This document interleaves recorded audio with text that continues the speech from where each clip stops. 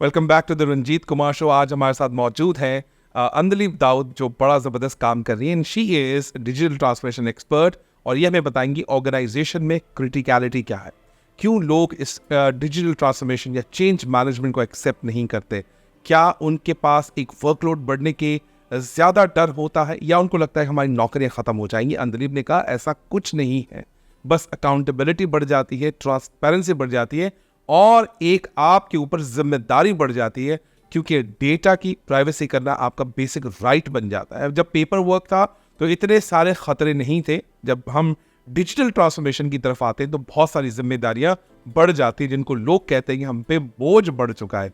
हकीकत में हमारा काम बेहतर हो चुका है, बोझ नहीं बढ़ा। तो अंदलीब, आपसे मेरा अगला सवाल ये है, why do you think digital transformation is critical for whole organisation?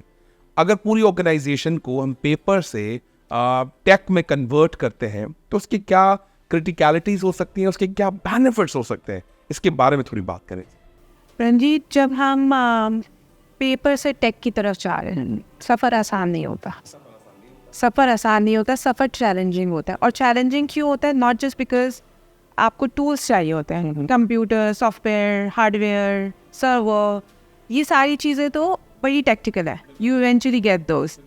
What you need is the workforce who is adaptable, who is trained, who is ready to embrace that change. Acha, that vision, I say, comes from the leadership. And leadership has to lead by example. सबसे पहले सेठ को रुकना पड़ेगा अपने expense claim accountant को देने से। सेठ को डालना पड़ेगा उस एक्सपेंस क्लेम को अपने सॉफ्टवेयर में जाके, जो भी सॉफ्टवेयर वो यूज़ कर रहे हैं। Absolutely yes. Similarly, जब आप इस ट्रांसफॉर्मेशन में जाते हैं तो सबसे पहले ऑर्गेनाइजेशन नीड्स देखी जाती है। हर ऑर्गेनाइजेशन को शायद एक बहुत बड़े HRMS सॉफ्टवेयर की ज़रूरत नहीं होगी। बिल्कुल सही है। हर ऑर्गेनाइजेशन को शायद इतना क्रिटिकल पेरोल ऑटोमेशन की ज़रूरत नहीं होगी। राइट। सो आप ऑर्गेनाइजेशन नीड्स को डिफाइन करते हैं, आपकी इम्प्लीमेंटेशन उतनी आसान हो जाती है। एक कंपनी में मैं काम करता था, ऐसे ही जब सिस्टम्स बन रहे तो कंपनी बहुत बड़े साइज़ की, बिलियंस रुपीज़ की कंपनी थी। तो बातें हम कर रहे थे तो कह रहे थे ठीक है, बिलियन रुपीज़ की हम कंपनी है, लेकिन ऐसा नहीं, आप ऐसा समझे कि ये गाड़ी अभी मेहरान है, please do not put Mercedes Benz का इंजन इनटू इट। ऐसा मत करें, ऐसा ना हो कि गाड़ी कोलैप्स कर जाए। मैं बिल्कुल आपसे सहमत करता हूँ इस बात से। अच्छा, दूसरा, जब डिजिटल ट्रांसफॉर्मेशन होती है ना, तो मुझे ऐसा लगता है जो डिफरेंट डिपार्टमेंट स्टेक होल्डर्स हैं, specially sales, supply chain, finance, trio बहुत इंपॉर्टेंट है, बाकी सब हो रहा होता है, ये बहुत है। तो हम दोबारा इन डिपार्टमेंट नाम लेते हैं, sales, supply chain, finance and चौथा IT इस पे डाल दें। ये 4 स्टेक होल्डर, इन चारों को एक साथ बिठाना और फिर इन चारों से ये चीज़ को मॉडिफाई करके एक शेप में लेकर आना बहुत बड़ा अजाब है। इस अजाब से निकलने के लिए अंदलीब क्या सजेशन देती है? इस अजाब से निकलने के लिए सबसे बड़ा सजेशन, देखिए, स्टेक्स होते हैं। What we need to understand is the mindset. अब now IT has a stake कि अगर आपके पास कोई वेंडर नहीं आता with the HRMS system, IT will probably make its own, have a server to maintain, so they will have a whole workforce and they will have all the data with them, right? Data privacy तो रहेगी पीछे, बिल्कुल सही। Because अगर आपका payroll वहाँ पर है, पूरी ऑर्गेनाइजेशन में IT देख सकता है what is there in the system. That's one.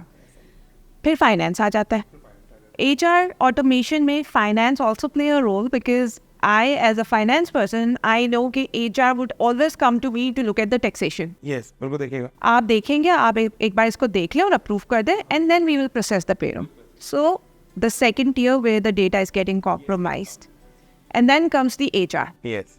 बहुत सारी ऑर्गेनाइजेशन में, Ranjit, even at this point in time, there are organizations जहाँ पर HR is not the custodian of any comp and ben related. Yes, outsource कर देते हैं। Outsourced, or it's with finance. Finance, yeah, finance. It's not with the HR because HR is not considered somebody who is good with numbers. Numbers, yes. So that outsourcing आपके लिए एक system and outsourcing the whole, the area of your non-core operations of HR. Right. एक तो वो आपको privacy of data देता है, confidentiality of data देता है, and second, it gives your HR enough time to take strategic initiatives in the organisation rather than approving leaves of people, Absolutely. rather than collecting forms of goal setting, Yes. or rather than, checking whether the OPD for which the employee has applied for is correct or not. ये दवाई लेनी चाहिए या नहीं नहीं लेनी चाहिए, बिल्कुल ऐसे ही. So ये सारे काम आप outsource करें and focus on the core area that HR is supposed to do, that is develop people which will eventually eliminate all those challenges that we have spoken about. Yes. तो आप क्या समझती हैं, who plays a very dominant role in all 4 departments? Sales and supply chain को एक साथ रखें, दोनों commercial side आते हैं, finance, IT and HR. Who basically drive the whole trio and tetra pack जो चारों departments हैं? कौन drive करता है? Sales वाला, finance वाला, IT वाला, HR वाला? I think it's mostly IT and finance. I'll be very fair on that. IT and finance, क्योंकि आप इन दोनों साइड के मुझे ऐसा लगता है कि कभी वो सेल्स एंड सप्लाई चेन वाला अपने हिसाब से प्रोसेसेस बनवाने के लिए ऑर्गेनाइजेशन या जो कस्टोडियन है उनको मैनिपुलेट करता है, मुझे ऐसा लगता है. But in the end IT वाला इसलिए गेम जीत जाता है because he talks too much technical, ये मसला फाइनेंस वाला And most of the jargon is not even not even. वो सेल्स वाला कहता है ये रिपोर्टें बना के तो कैसे बना के, it's your job. Yeah. So I think this is the big challenge जो आहिस्ता आहिस्ता रिजॉल्व हो रहा है. IT को वो पजीराई मिल रही है ताकि वो सेल्स एंड सप्लाई चेन को अपनी And additionally, it's always great to take relevant stakeholders on board to define processes into the system. Many a times, finance would define the process of payroll. Many a times, IT would define the process of, probably performance or anything. And the reason is HR knows आप payroll automation पे जा रहे हैं. HR knows कि payroll is not just the salary, उस पे impact probably attendance का आ रहा होगा, उस पे impact KPIs का आ रहा होगा, bonuses का आ रहा होगा. There are a lot of performance impacts that comes into your compensation. There are a lot of benefit and perks that you introduce to an employee. So those processes should come from the HR, from the stakeholder of that particular process. HR का एक role और भी बनता है, this is called BPR, business process re-engineering. चारों department की process री-इंजीनियरिंग करें, उस डॉक्यूमेंट को मैं समझता हूँ इनिशिएट करें, खुद से ना बनाए, चारों को एक पेज पे लेकर आए. तो HR की एक और जिम्मेदारी बनती है इन चारों डिपार्टमेंट्स को एक पेज पर लाके उनको डॉक्यूमेंट करके कैसे सिस्टम बनाया जाए. अमेजिंग, जबरदस्त डीप. एक और सवाल है, what are the some biggest challenges HR department face when implementing digital transformation initiatives in the perspective of whole organization? और क्या challenges हो सकते हैं? I would say HR के पास जो सबसे बड़े challenges आते हैं, that comes in terms of the knowledge base. उसको अपने डिपार्टमेंट के अलावा बाकी प्रोसेसेस का नहीं पता. वो उस दिन हमें रियलाइज होता है जब ये डिजिटल ट्रांसफॉर्मेशन होने लगती है. ट्रस्ट मी, एक कंपनी थी, उसमें तो HRBP का एक बड़ा सिस्टम बना दिया. He is a commercial HRBP, he is a factory plant का HRBP, he is a shared services का HRBP. जब बात आई पूछने की कि प्रोडक्शन का पूरा प्रोसेस होता कैसे, मुझे क्या पता, मैं तो उनकी हायरिंग करता हूँ. So I think this is a great opportunity for the HR for learning. मैं चाहूँगा, मैं इतना बहक गया क्योंकि मुझे ना वो तस्वीरें सामने याद आ रही है. That's why. Please add on it, please. Just continuing to what you said, जहाँ पर आपको अपने processes की knowledge नहीं होती, HR, I am 100% sure, Ranjit, in coming years, HR is going to be on the forefront of enhancing the employee experience and the business growth. Because the data-driven decisions are going to come from HR. The reason I say that, because sales, finance, marketing, IT, supply chain, all these areas are people-driven. Yes. Digitalization is also people-driven. Yeah. Offline, I was giving you an example of a blender. If you don't know how to use it, it's going to be of no use for you. So, जब तक HR will not invest the time in knowing the organization and narrating those processes onto a paper. Yes. When you write it down, you exactly know what you want to build. So, आपको जब ये पता होगा ना इमारत बनानी कैसी, तो आप उसकी बुनियादें वैसी सेट करेंगे. और अगर आपको इमारत पता ही नहीं है, लेट्स सी क्या बनता है, सो फिर वो कुछ ऐसे ही बनेगा. अभी बना के देखते क्या बनता है. Exactly. तो आप क्या समझती हैं कि HR ही है जो रेजिस्टेंस का बाइस बनता है, या दूसरे डिपार्टमेंट हैं जो रेजिस्टेंस का बाइस बनते हैं? क्योंकि HR को जब प्रोसेस नहीं पता, उसको डर होता है कहीं मैं एक्सपोज ना हो जाऊं. तो आप क्या समझते हैं, इसके अलावा भी कोई और कंफ्यूजन है सिस्टम या डिजिटल ट्रांसफॉर्मेशन को अपनी ऑर्गेनाइजेशन में इम्प्लीमेंट करना, या कुछ? I guess apart from all that we have discussed in terms of challenges, the other part is to manage the expectations. ऐसा नहीं होगा that there will be a magic wand, a system will come in and everything is going to transform. Everything is going to have metrics, everything will have a data-driven analytics in front of you. Yes, it will be there within due time. So if the expectations are managed and if HR really knows what they have to deliver, and what they have to deliver comes from the organization objectives. Organization objective cascades, gives you sales objectives. Yes. HR knows मुझे sales में 4 लोग higher करने हैं. अब HR को लगा मेरा काम ये, मुझे 4 लोग हायर करने हैं. उसके बाद क्या हो रहा है क्या नहीं हो रहा है वो मेरा काम नहीं है. I don't need to know. बस ये उसको पता चलता है, इसको निकाल दिया, इसके डॉक्यूमेंट्स निकाल दिया, इसको रख लिया.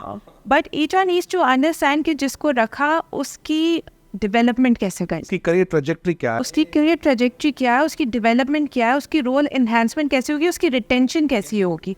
जब ये सारे नॉन कोर फंक्शंस आउटसोर्स हो जाते हैं, so this is where the HR starts thinking in a strategy. अंदर मुझे ऐसा लगता है कि आप HR से HR बहुत ज़्यादा अच्छा जानती है. आपका फाइनेंस का करियर जो बना है, टेक्नोलॉजी का जो आपने सीखा है, मुझे ऐसा लगता है कि आप एक होता है सरफेस पे बात करना, आप जड़ों से भी नीचे जाके बात करें, ये रियलिटी है. HR को नहीं, मतलब मुझे लगता है शायद वो सोचना नहीं चाहता या वो वक्त नहीं लगा रहा. वो कहता नहीं मेरा काम है हायर फायर और एग्जिट फॉर्म फिल कर दो और महीने की सैलरी लगा दो और उसके बाद जब सेट की कॉल आएगी उसको रिस्पॉन्स कर दो. इससे निकल ही नहीं रहे. रंजीत, और इसमें सबसे अमेजिंग बात ये है कि now we have such amazing HR people in the industry. जो मैं आपसे बातें कर रही हूँ, this is what I have learned from the industry. There are people who have transformed themselves in a way as well.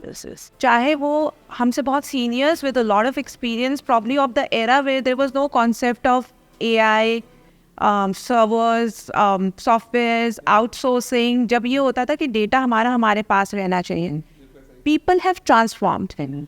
But what is really needed right now is transforming the same mindset in all hierarchies of the organization. Sometimes the person who's operating the system is the major hurdle between implementation. Yes, absolutely yes. So वो उसको overall hierarchy में एक culture बनाने के लिए ना, that's where HR needs to put in a lot of effort. Absolutely yes. Break से पहले एक और सवाल. इस पूरी confusion के अंदर या पूरी जो जंग लड़ी जा रही है, इसमें लीडरशिप का क्या रोल होना चाहिए? मैं लीडरशिप सिर्फ CEO की बात नहीं कर रहा, मैं तमाम जो C लेवल के, जो डायरेक्टर लेवल के टॉप ऑफ द डिपार्टमेंट्स हैं, जो हेड ऑफ फाइनेंस है, हेड ऑफ IT है, हेड ऑफ HR है, head of sales, head of commercials है, इन तमाम लोगों का क्या रोल बनता है to execute smoothly the digital transformation in the organisation? आपके हिसाब से क्या होना चाहिए? मेरे हिसाब से उनका सबसे बड़ा रोल ये है keeping the morals high, keeping employees motivated, letting them know what they are doing, they are standing right at their backs and they support this change management and they are part of that change management. When people see the heads, the CEOs, the commercial officers being part of that change management and being on the ground to embrace it, they want to follow them because I have so many inspirations. My current boss is probably my inspiration and I follow him. So those inspirations actually make what you want to see in future. And we develop the leaders because we are not going to be the leaders forever, right? And there are people who are going to come up and take those places. Absolutely. So I guess the motivation and keeping the morals high, that's their main, should be the main agenda. अगर मैं आपको 3 word पूछूं, इन 3 words में just pick कीजिए, फिर मजीद है ना अगले वीडियो में बात करते हैं. People, process and business. Which comes first in these 3 words? People. Why people? We'll talk about it in our next video. Amazing. Anjali, मुझे ऐसा लग रहा है ना कि अब मैं पहले ना जब बात करता हूँ तो मुझे लगता है हम HR की बात कर रहे हैं, टॉपिक बात कर रहे हैं, मुझे अब ये खुद फीलिंग्स आ रही हैं कि हम HR की जड़ों में घुस के बात कर रहे हैं. So amazing. मुझे ऐसा लगता है कि this podcast will be amazing for my all students जो यूनिवर्सिटी में पढ़ रहे हैं और जो मेरे ट्रेनिंग प्रोग्राम्स अटेंड करते हैं, और I think could be the real change management for the HR mindset जो डिफरेंट किस्म का रखते हैं. छोटे से ब्रेक के बाद दोबारा आपसे सवालों का सिलसिला शुरू होता है. Thank you.